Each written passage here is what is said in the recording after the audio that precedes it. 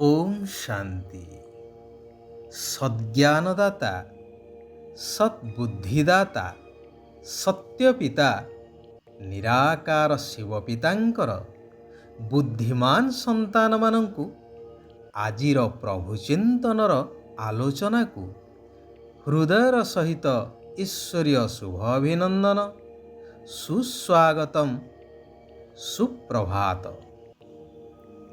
भगवान कहउछंती जेतेबेले तुमे शिव बाबांकर अर्थात ईश्वर पितांकर हो जाउछ सेतेबेले तुमे बिना मूल्य रे गोटिए सेकेंड रे जीवन मुक्ति अधिकार पाई जाउछ।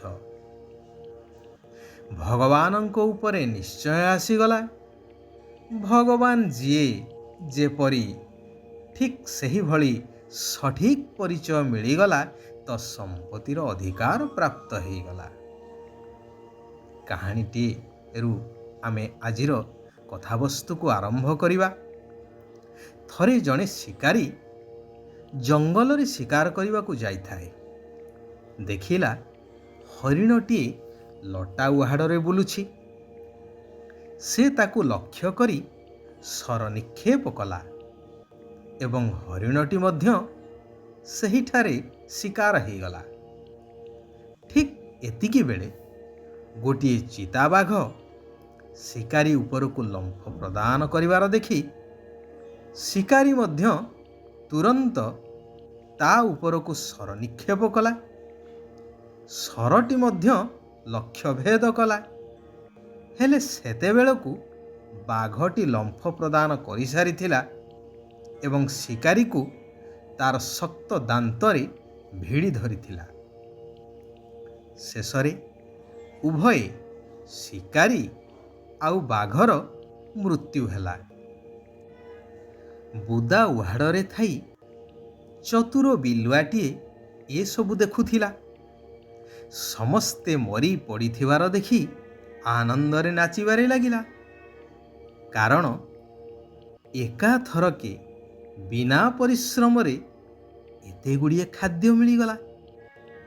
से विचार कला, हरिण, बाघ आउ मनीष ये तीनिटी शिकार मोर अनेक दिनर खाद्य होइजिवो।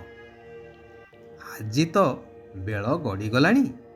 रातिक पई एई धनुरे लागिथिबा चमड़ार डोरटी को खाईदे चलई देवी। बाकी एगुड़ी को काली ठारू खाइबा आरंभ करिबी। एहा भाबी धनुर डोरीटी को दांतरे कामुड़ी छिंडेई देला। हेले कौन सी जानिथिला जे एही डोर छिंडिबा द्वारा धनुर दंडटी छिटिकी जाई आघात देबो बोली। कहिबा बाहुल्य जे डोर छिंडी जिबारु तीक्ष्ण धनु बाड़ीटीर गोटिए पट सीधा जाई बिलुआर छाती रे गलीगला एवं तार मध्य सेइठारे मृत्यु हेला। तेबे समस्ते जानिछंती जे बिलुआ भारी चतुर बोली। हेले बेले बेले अति चतुर मध्य अति मूर्खतार परिचय देइथांती एही बिलुआ भली। आजिर मनुष्य समाज प्रखर बुद्धि संपन्न हुई सुधा सही बुद्धि को व्यवहार करुछि। हेले उन्नतिर द्वाही देई निजे निजर विनाशर सूत्रधर साजुछि। आध्यात्मिकतार द्वाही देई नानादी अंधविश्वास आउ कुसंस्कार को आपणई नेछि। नाना मुनि नाना मत नेई नेई संपूर्ण पथर बुद्धि बा विपरीत बुद्धि संपन्न हो जाइछि। तेणु बुद्धिदाता पिता परमात्मा कहउछंती सच्चा सच्चा आत्मिक यात्रा करिबा एवं करेइबा अर्थात निजर वास्तविक स्वरूप बिंदु स्थिति रे स्थित होई निराकार बिंदु पितांकु मने पकेइबा पाई निराकार दुनिया अर्थात ପରମଧାମ ବା ବ୍ରହ୍ମଲୋକକୁ ଯାତ୍ରା କରିବା।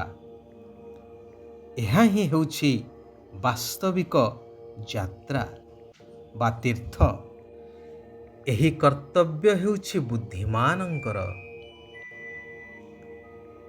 ଯେଉଁ କଥା କୁହାଯାଏ କି ସକଳ ତୀର୍ଥ ତୋ ଚରଣେ, ବଦ୍ରିକା ଯିବି କି କାରଣେ,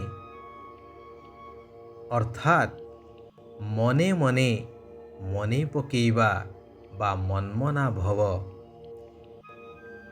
ଏହି ଆତ୍ମିକ ଯାତ୍ରା ବା ବାସ୍ତବିକ ଯାତ୍ରା ଦ୍ୱାରା ଅନ୍ୟ କୌଣସି ଯାତ୍ରାର ଆବଶ୍ୟକତା ହିଁ ରହିବ ନାହିଁ।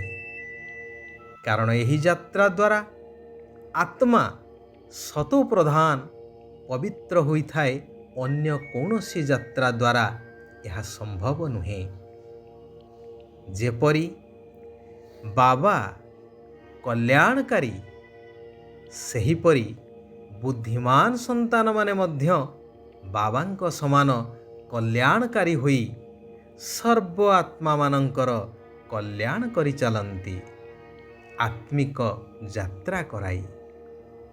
ସେଥିପାଇଁ ବାବା କହୁଛନ୍ତି, ପିଲାମାନେ, ତୁମେମାନେ ନିମିତ୍ତ ହୋଇ କର୍ମ ଆଦି କରି ସଂସାର ସମ୍ଭାଳି କେବଳ ମୋତେ ମନେ ପକେଇ ଚାଲ। କୌଣସି ଦେହଧାରୀଙ୍କୁ ମନେ ପକାଅ ନାହିଁ।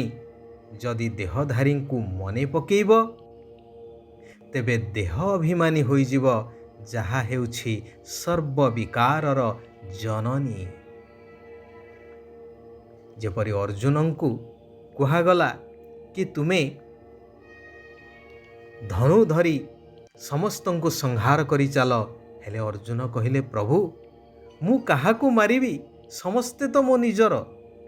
କିନ୍ତୁ ତାଙ୍କୁ କୁହାଗଲା, ତୁମେ କ'ଣ ମାରିବ? ସମସ୍ତେ ମରି ପଡ଼ିଛନ୍ତି, ତୁମେ କେବଳ ନିମିତ୍ତ ହୋଇଯାଅ। ଠିକ୍ ସେହିଭଳି ବର୍ତ୍ତମାନ ଏହି ପୁରୁଣା ପତିତ ଦୁନିଆ ବିନାଶର ଦ୍ୱାର ଦେଶରେ। ତେଣୁ ସେଥିରୁ ବୁଦ୍ଧିକୁ ହଟେଇ ଦେବା ଦରକାର। ବୁଦ୍ଧି ଲଗେଇବା ବୁଦ୍ଧିହୀନତାର କାର୍ଯ୍ୟ। ଏହି କଥା ସମସ୍ତଙ୍କର କାନରେ ଶୁଣେଇ ଚାଲ। ସମସ୍ତଙ୍କୁ ନିରାକାର ପିତା ପରମାତ୍ମାଙ୍କର ପ୍ରକୃତ ବା ବାସ୍ତବିକ ପରିଚୟକୁ ଦେଇ ଚାଲ। କୁହାଯାଏ, ମାଗିବା ଠାରୁ ମରିବା ଭଲ। ଭଗବାନଙ୍କ ଠାରୁ ସବୁ କିଛି ପ୍ରାପ୍ତ ହେଲା ପରେ ଶ୍ରେଷ୍ଠ ଜ୍ଞାନ ଆଧାରରେ କାହାକୁ କିଛି ମାଗିବା ଉଚିତ ନୁହେଁ। କଲ୍ୟାଣକାରୀ ହୋଇ ସମସ୍ତଙ୍କୁ ପ୍ରକୃତ ରାସ୍ତା ଅର୍ଥାତ୍ ମୁକ୍ତି ଆଉ ଜୀବନ ମୁକ୍ତିର ରାସ୍ତା ବତେଇବା ଦରକାର। ଶିବ ବାବା କହୁଛନ୍ତି, ନିଜର ସର୍ବସମ୍ପତ୍ତିକୁ କାର୍ଯ୍ୟରେ ଲଗାଇ ବୃଦ୍ଧି କରୁଥିବା ଯୋଗୀ ତଥା ପ୍ରୟୋଗୀ ଆତ୍ମା ହୁଅ। ଭଗବାନ ବର୍ତ୍ତମାନ ସର୍ବଶକ୍ତି ଆଉ ସର୍ବଗୁଣରୂପୀ ସମ୍ପତ୍ତି ଗୁଡ଼ିକୁ ଦେଇଛନ୍ତି ପ୍ରୟୋଗ କରିବା ପାଇଁ। ଏହାକୁ ଯିଏ ଯେତେ ପ୍ରୟୋଗ କରିବ, ସିଏ ସେତେ ପ୍ରଗତି କରି ଚାଲିବ। ଯୋଗର ଅର୍ଥ ହେଲା ପ୍ରୟୋଗ କରିବା ଏବଂ ପ୍ରାପ୍ତି କରିବା। ଏହାଦ୍ୱାରା ଖର୍ଚ୍ଚ କମ୍, ସଫଳତା ଅଧିକ ମିଳିଥାଏ। ତ୍ୟାଗ ହିଁ ଭାଗ୍ୟ ବଦଳି ଦେଇଥାଏ ବା ଭାଗ୍ୟ ବନେଇଥାଏ, ଏହା କଥିତ ଅଛି। ତେବେ ପ୍ରକୃତ ତ୍ୟାଗ ହେଉଛି ବିକର୍ମର ଏବଂ ବିକାରର ତ୍ୟାଗ କରିବା। ଆଚ୍ଛା, ଆଜି ପାଇଁ ଏଇଠାରେ ଆମେମାନେ ବିରାମ ନେବା। ଆସନ୍ତାକାଲି ପୁନଶ୍ଚ ନିଜର ଆତ୍ମାର ଉନ୍ନତି ଅର୍ଥେ ସାରା ବିଶ୍ୱର କଲ୍ୟାଣ ପାଇ ପୁନଃ ସେହି କଲ୍ୟାଣକାରୀ ପରମାତ୍ମାଙ୍କର ଆଉ କିଛି କଲ୍ୟାଣକାରୀ ମହାବାକ୍ୟକୁ ଶ୍ରବଣ କରିବା, ଧାରଣ କରିବା ଏବଂ କର୍ମରେ ପାଳନ କରିବା। ସାରା ବିଶ୍ୱର ଆତ୍ମାମାନଙ୍କର କଲ୍ୟାଣ ହେଉ। ସମସ୍ତେ ସୁଖ ଆଉ ଶାନ୍ତିର ଅନୁଭବ କରନ୍ତୁ। ওম শান্তি। ওম শান্তি। ওম শান্তি।